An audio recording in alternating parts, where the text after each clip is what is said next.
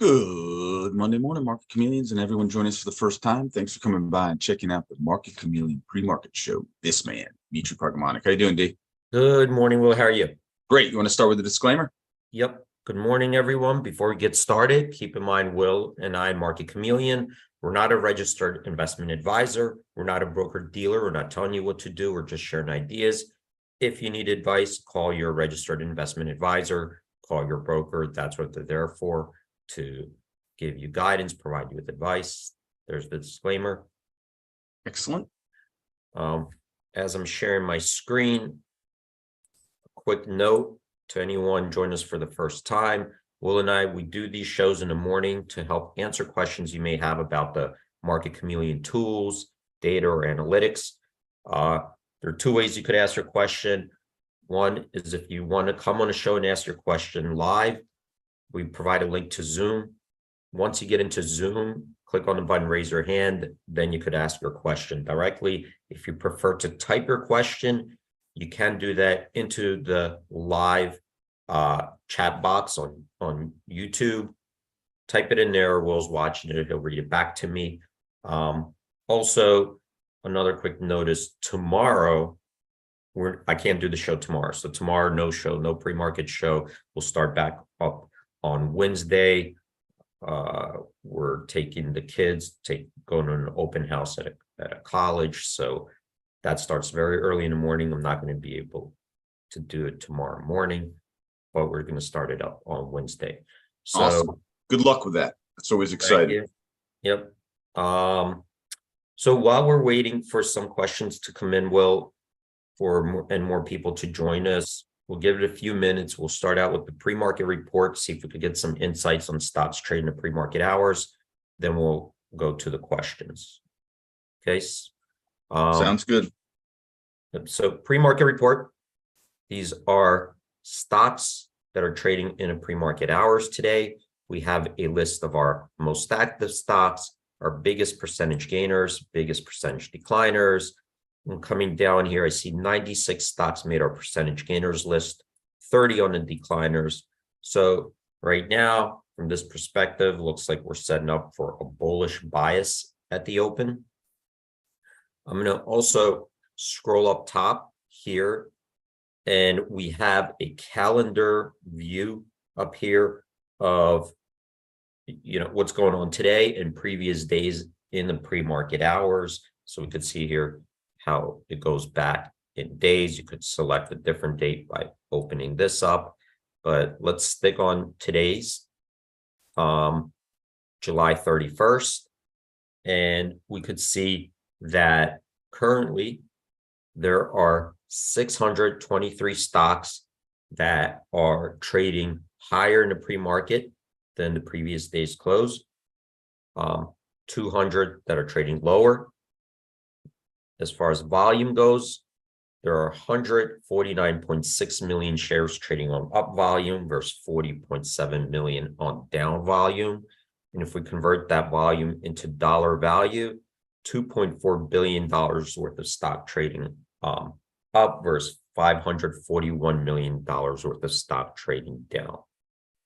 So that also looks like right now everything is setting out for more of a bullish sentiment in the morning.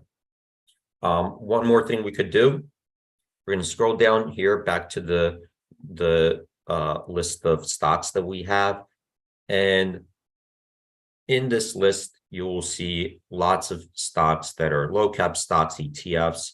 It could be a preferred stock, leverage products, anything that trades on the major U.S. exchange. If it's trading in the pre-market hours and meets our thresholds of volume and price action, then it could make this list. And to narrow down this list to a smaller group of stocks, get a little bit more insights, we could use the filters here above. And I'm going to use this one in ETF. I'm going to drop it down. We get a list of ETFs to choose from. The top one, SPY, that's the S&P 500 ETF. Let's select that one. And when we do that, the list below will get filtered by stocks that are holdings in the SPY ETF, which are the S&P 500 constituents. And here we see that 15 stocks made our percentage gainers list, 3 in our decliners. That also is indicating right now a bullish sentiment at the open. So if we have questions, Will, we give it a couple minutes. I'll take the questions now. If we don't, maybe I'll move on, see if we could get some other insights from a different. No questions have popped in yet. Okay. So I think, what are the top, is Apple coming up with earnings? Amazon's coming up with earnings? I think I think they both are, yeah. Yeah, let's take a look at Apple. So prior to earnings, let's see if we could look at some of the historical data on Apple's earnings, see if we could get some insights, how it tended to move, see if we could get some ideas of, you know, potential movements in the stock post earnings. So I'm going to go here to earnings and click on this interactive chart. And here we kind of have a summarized view of the reports that are available here to the right. Okay.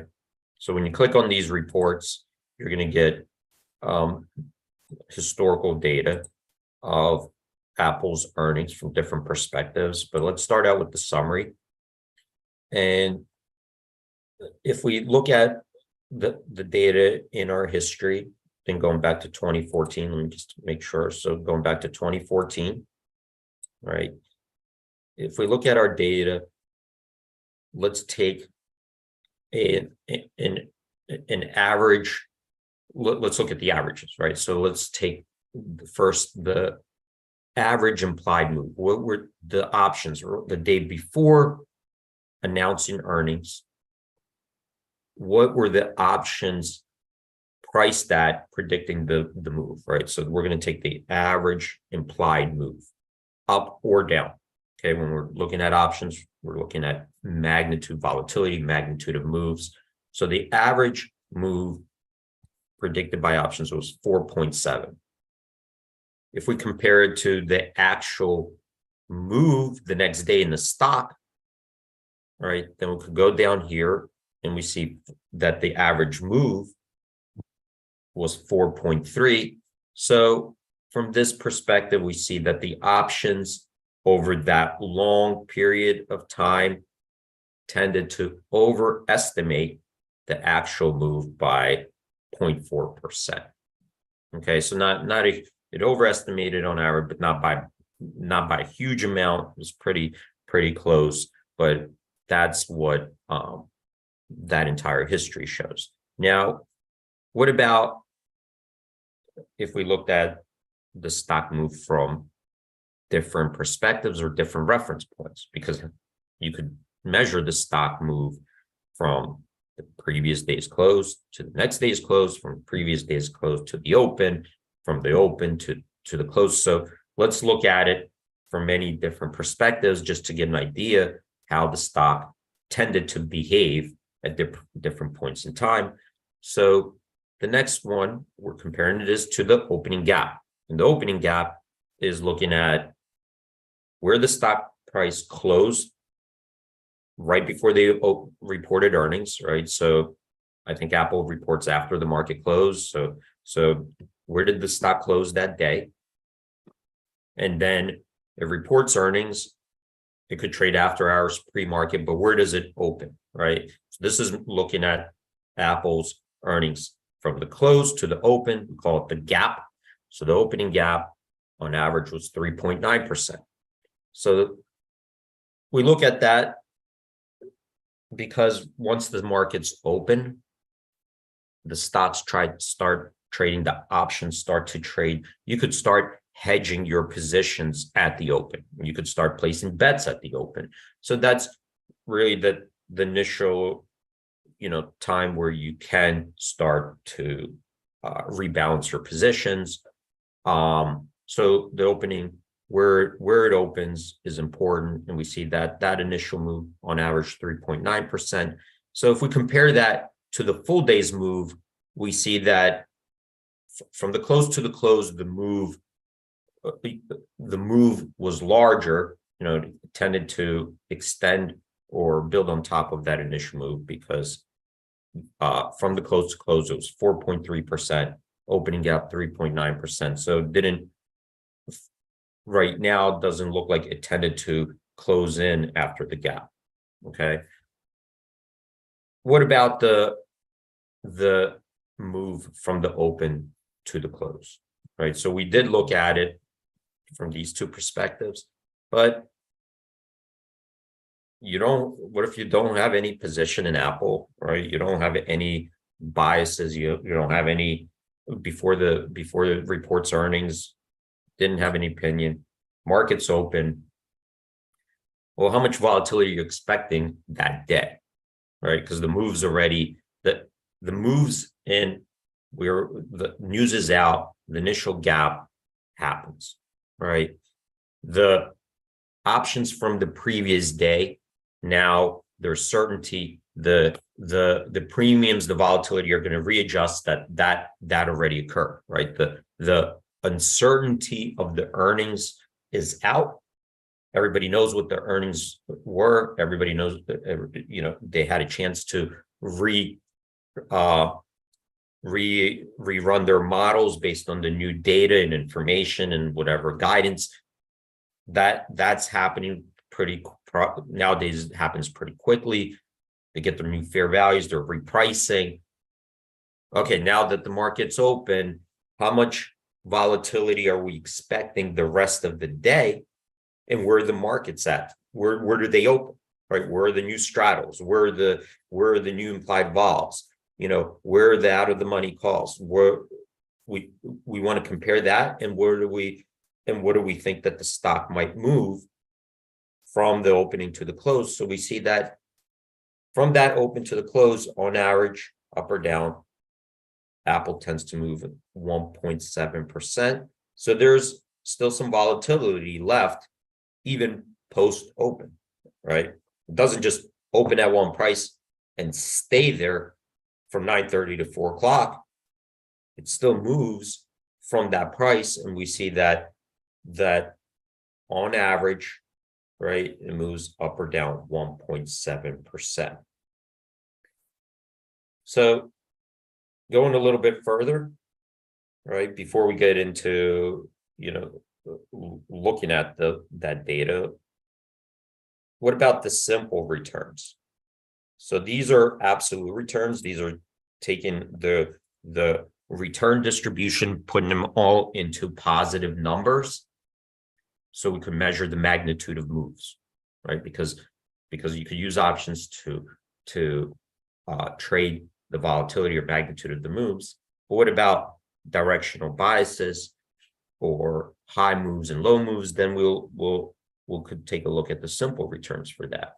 And one is, let's see where the extreme moves are to the upside and downside. So in our data set, the largest one-day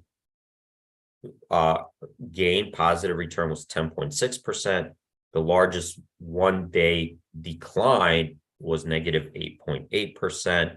So this gives us kind of an indication of what were the historical extreme moves in Apple in that data set, right? So we're not seeing 30% moves, 40%, 20, this is kind of the historical range of the biggest up and down move.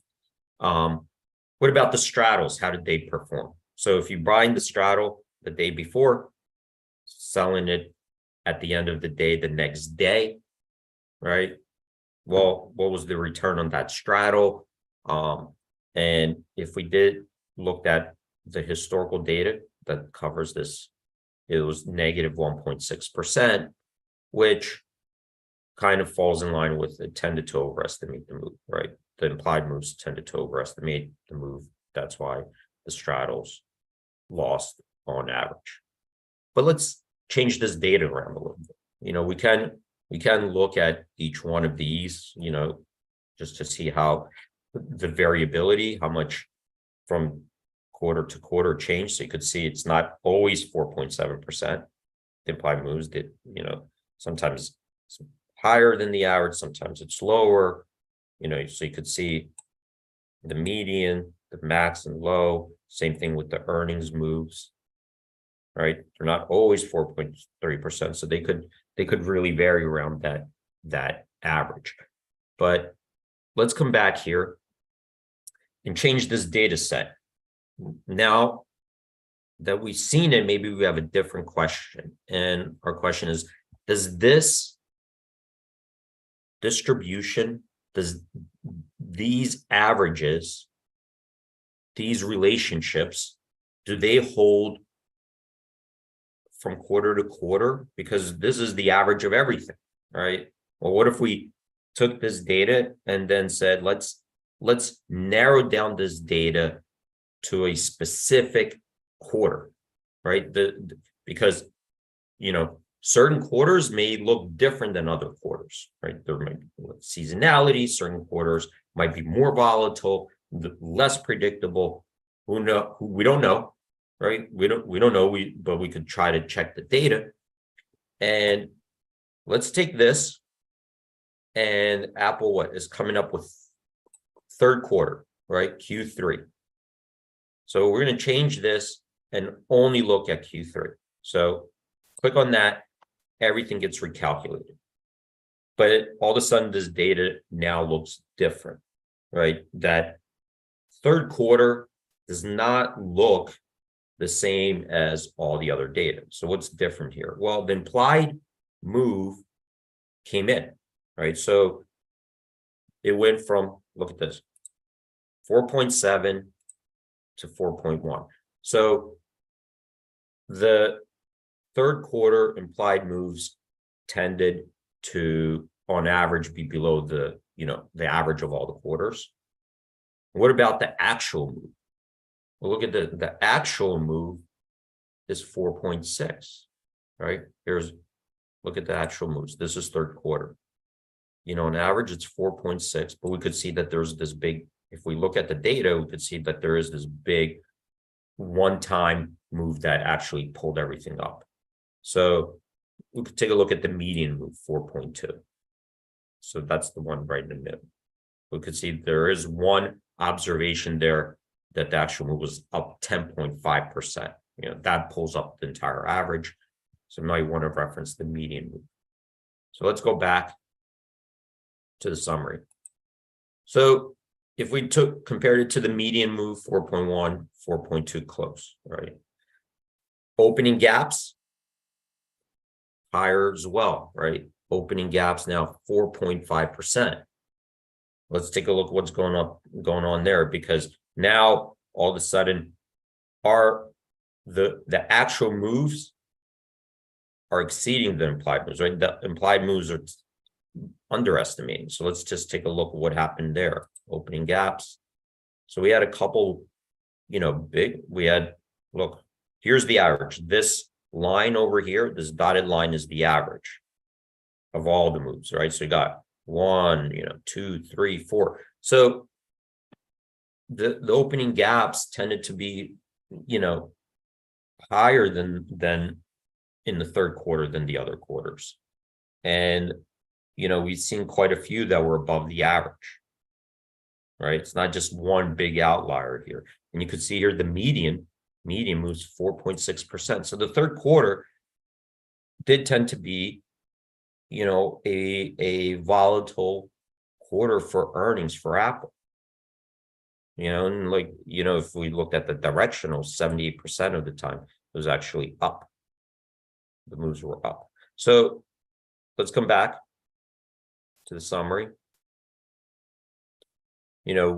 Here the high did happen in the third quarter, 10.6, the low 6.7. The straddles on average returned 16.6%. So what happened is in the third quarter, right? In the third quarter, it did from the sell side, it didn't tend to be good, right? Because that the implied moves tended to underestimate the actual moves. You can see here that the straddle was profitable from the long side. Now we don't know what we're just looking at from a historical perspective. We don't know what will happen. We're just looking at what tended to happen historically. Oh, and this one intraday drift. So the intraday drift from the open to the close on average was 1.6% up or down.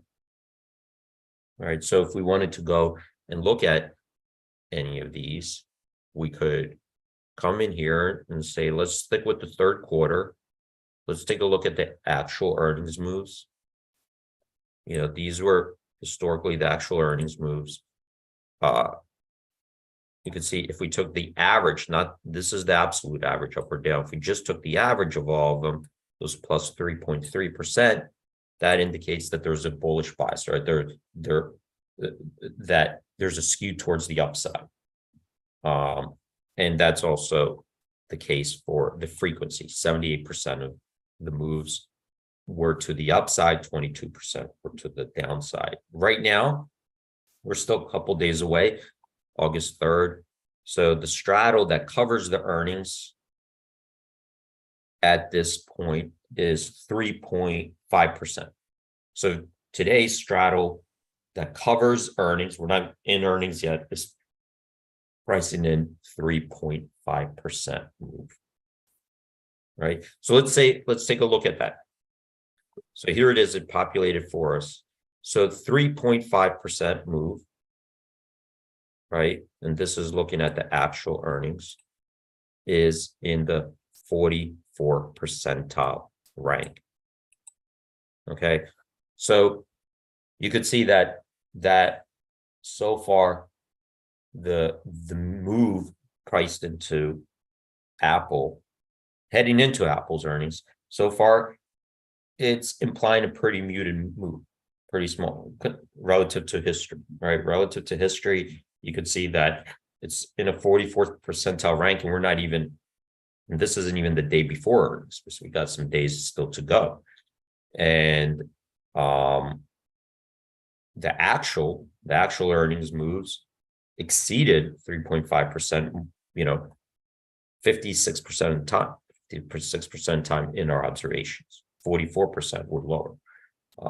So this is right now we're looking at the options versus the historical data to see, what if we could map out potential moves and how frequently, these moves exceeded where the option prices are right now predicting it. So I might, if there are no questions, I might end it here. Just not to jump, because if I jump to something else, it'll probably take me longer anyway.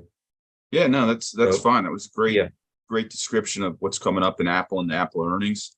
We don't have any other questions. I'm looking at it as a little bit of a delay. Just a reminder for everyone, we do have an Interactive Brokers webinar coming up next week. You have to go to their website. I'll put the link in to register, and then you can watch it at your convenience if you can't watch it live. And there's a whole library. I think we've done almost 28 webinars with Interactive Brokers. So there's a whole library on Interactive Brokers site of our previous webinars, which are great. Robert Black actually just popped in. From the trading cards on Apple, based on Friday's information, there's an 88% win rate card with 43% edge. I don't know if he has a question about it, Rob, but maybe he's letting everyone know. But he did mention that. How do you get to the trade cards if he wants to see the trade cards in Apple? So right here under options, the trade ideas, right? We present them as trade cards, so you could come in here, select different strategies. The top ones are by edge. Perfect. Right. Another last note to the Chameleon community: if you're not and I'm assuming everyone is on. If you're not registered with the YouTube channel. Dimitri's been putting up some great short videos about how to use the site, different parts of the site. I recommend everyone go to that and check it out under the short videos. Very helpful. So great job today, D. All right. Thanks everyone for joining. Guys, stay safe out there. Have a great trading day and hope to see you guys. Not tomorrow, Wednesday, right? Wednesday tomorrow, it is. Tomorrow we're out. Wednesday. All right. Awesome job, Dima. We'll see you Wednesday, my friend. Have a great trading day, everyone, today. And Thank stay you, safe out everyone. there.